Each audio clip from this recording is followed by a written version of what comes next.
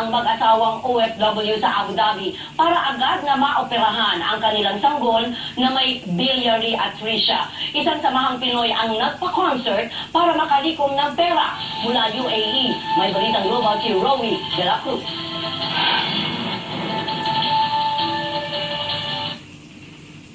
Apat na buwan pa lamang si Baby Ivan nang maratay siya sa sakit na biliary atresia dito sa Sheikh Khalifa Medical City, Abu Dhabi.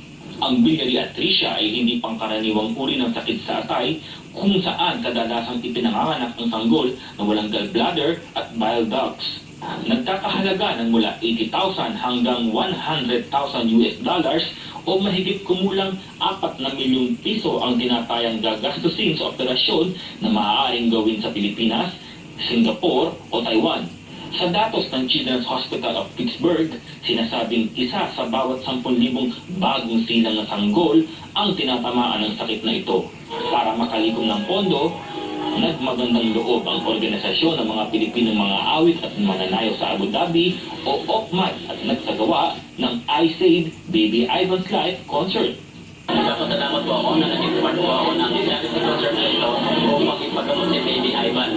Napakagaan po sa pakiramdam na makatulong pa sa kapwa ng bukas sa puso.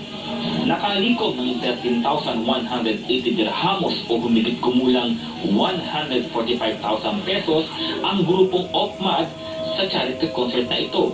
Kami po ay nasa organisasyon, mga Pilipino mga awit at mananayaw sa Abu Dhabi ay gumawa ng isang fundraising concert na makatulong pag-release ng fund para po sa pagkakasal ni Ivan.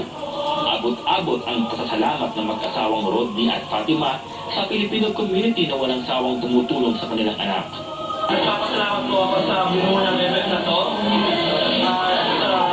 ko lang nakarating sa lahat ng tao.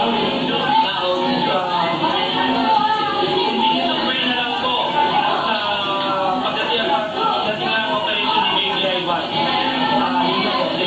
Tulungan po kami para po kami kay Baby Ivan kung siya ng normal.